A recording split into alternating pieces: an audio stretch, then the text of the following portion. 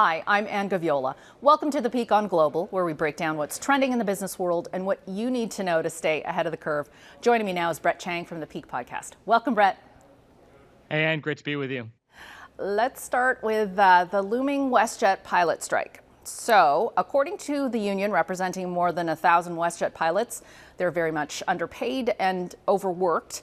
Now, if you ask the airline, which is owned by deep-pocketed private equity firm Onex, they say those pilots are fairly compensated. The two sides are pretty far apart, and a strike could happen as early as Tuesday, a widespread strike of pilots en masse. What are your thoughts on this, Brett? Well, inconvenience for travelers is never a good thing. I know there's going to be a lot of people who are traveling this summer, and so they should definitely keep their eye on this issue and what ends up happening. But I think we have to give a lot of credit to the hardworking flight attendants who have been pushed really hard throughout the pandemic and now into this post-pandemic phase. Like we've talked about before, air travel is now surging. Lots of people want to get out and travel, and they're really on the front lines of that, servicing us alongside pilots to get us to where we need to go. And so, look, in every negotiation, obviously, labor is going to have their desires and their wants, and management's going to have theirs, and hopefully they end up in a place that's suitable for both of them. But I do think it's been a very difficult and challenging time for flight attendants, and they probably deserve a bit of a raise, in my personal opinion.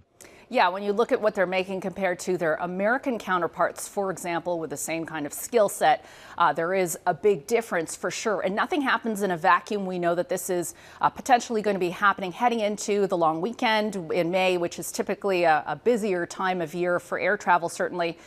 This story, though, happens against this wider backdrop of a pilot shortage. Now, this existed before the pandemic. It's been exacerbated by the COVID-related shutdowns and, pardon the pun, here we go, turbulence. We saw a lot of turbulence in the airline industry since 2020, all kinds of things. Labor shortages still plaguing the industry. Experts tell me we should brace for actually more pilot strikes in the coming year. And the communities that are going to suffer from all of this are most likely going to be northern and remote areas because pilots will be enticed away from those types of routes. A big issue is also, not having enough would-be pilots in the pipeline. It takes a special kind of person to want to fly for a living. I know I'm certainly not cut out for it, and also my vision's not good enough. What we're seeing south of the border, though, Brett, is some American airlines are being proactive. So what they're doing is they're recruiting diverse people off the streets. They're training them in-house to get their pilot's license. And this kind of thing is probably necessary just in light of the labor market, but also the fact that air travel nowadays, I feel like it's not a nice to have. It's really important for business and for recreation. How concerned are you about the pilot shortage, Brett? Well, I'm very concerned. I think it goes back to the point that we just talked about before around this potential flight attendant strike, which is that management, in particular Canadian Airlines, they have a pretty good deal right now in that they have a monopoly over domestic routes, which means that there's very limited competition for airlines like WestJet and Air Canada. Now, in return for that, I do think there's the expectation that there's an investment into their workforce. And I think there's a number of things that they can do to make it easier for them to recruit and retain top-tier talent, both on the pilots and the flight attendant side.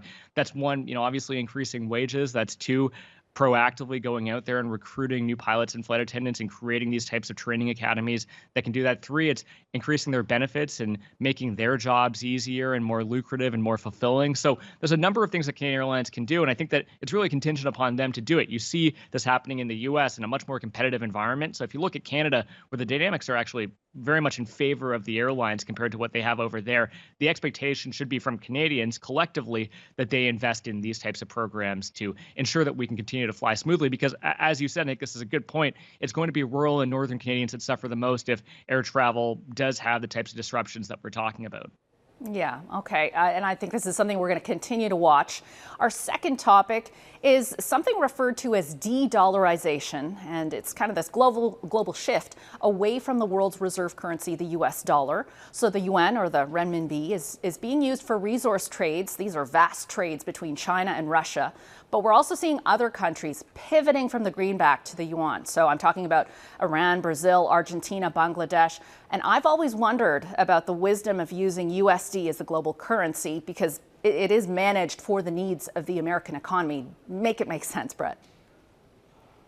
Well, I think it's one thing to say that a couple barrels of oil or a couple shipments have been paid for in yuan or pesos or whatever the other currency might be. But the vast majority of international trade is still funded through the USD, and it's hard to see that changing. If countries are looking to make that shift, they're going to have to consider whether they want the US to be the dominant hegemon or they want China. And I think there are pros and cons to both of them, and they're going to have to look at that. In my opinion, I think it'll net out them saying that the US is probably still the best actor to do business with because of the rule of law, because of the diverse and strong economy that they have. And so that will probably end up being the case. But there absolutely is a shift, and there's definitely interest in using some type of alternative currency. We look at the BRIC nations, the Brazils, the Russias, the Indias, the Chinas, the South Africas. They are actively considering another currency, and it's like any other business, which is you may have a really good business now, which the USD does. It's the dominant international currency. But whenever you have competitors emerging or your number one customer is actually looking for those competitors and trying to form them themselves, that's definitely problematic for the USD. And I think it's something that they really should be keenly aware of. Yeah, I mean, it is the world's reserve currency until it isn't, and that's why we kind of pay attention to trends.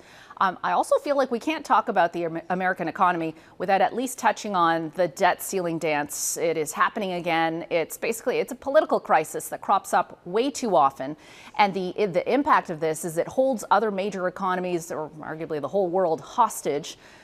Is this likely to feed into, though, some of those calculations, some of that thinking into de-dollarization sentiment, Brett? I think absolutely. Look, there's consensus definitely on the Democratic side. The debt ceiling must go away, or it cannot continue the way it is. You can't go through this dance where every few years you're having a negotiation between the White House and Congress, if it's not the same party, to determine whether or not the U.S. government can continue to fill its debt obligations. That doesn't seem like it's sustainable, and I think that something is going to have to change. And the Biden administration is looking at a number of executive actions to do that. One of them being the interesting idea to mint $1 trillion coin by the Federal Reserve. But there is this dance that's happening, and every time it does, it definitely brings into question whether or not the U.S., which is perceived abroad as one of the most stable and free governments in the world, whether or not it's actually losing that. And so we'll have to see what ends up happening with the negotiations. I think the expectation of investors is that they're really not going to default in their debt, but you never know. And that's part of the problem. The instability and the uncertainty that comes from this debt ceiling negotiation really does cause a ripple effect, like you said, in terms of all economic matters, including whether or not the USD should continue to be the world's reserve currency. I can't even talk about minting $1 trillion coin with a straight face, although I guess I just did. It's a good idea, and you got to mint the coin. I suppose, and this is real life. Okay, let's talk about another topic that seems a little surreal sometimes when you and I have our conversations about what's going on over at the company formerly known as Twitter. And it turns out you were right, Brett, about Elon Musk. Just because you can make Tesla a success doesn't mean you are the right person to helm the company formerly known as Twitter. Now, he hasn't named his successor yet, but he's dropped some hints, and we know it's a woman based on some of those clues that he's shared with us. Yeah, and right now the leading candidate is a senior executive at NBC Universal, and I think there's a couple things to take away from this. One being that if she is selected, then what will happen is Twitter will definitely be back in the advertising game. There's been this big push by Elon Musk to move away from advertising towards users actually paying for their Twitter Blue profiles and for different features and functionality. But it looks like that they're going to head back to where they were before Elon Musk, which is in the advertising game. So it'll be very interesting to see what ends up happening. Yeah, we'll have to watch this unfolding story as well. Thank you so much for your time and your insight. Thanks, Anne. And you can get all your daily business news with the Peak Daily Podcast. It is available for free on Apple Podcasts, Spotify, and wherever you find your favorite podcasts.